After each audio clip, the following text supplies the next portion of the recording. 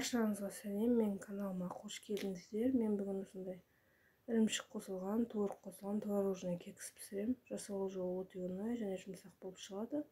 Ол үшін біз алдына 3 жұмыртқа, шым тұз, сосын 1 стакан қант қосып, осының бәрін жақсылап араластырамыз.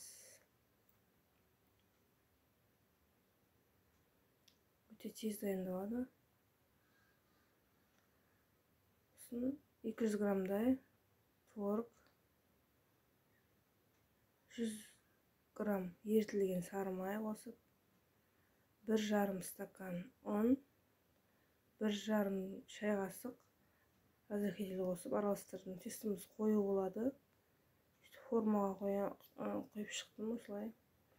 Пешті алдына қыздырып алдым 180 градуста.